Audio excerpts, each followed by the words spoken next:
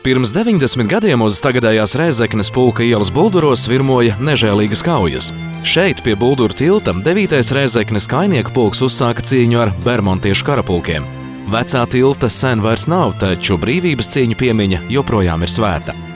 Tagad Rēzeknes pulka un Siguldas ielu krustojumā stāv tēlnieka Gļeba Panteļejeva to dienu notikumiem veltīts piemineklis Tilts un mūžība. Tas ir tilts ar ceļu debesīs, ceļu citā dimensijā, saka tēlnieks.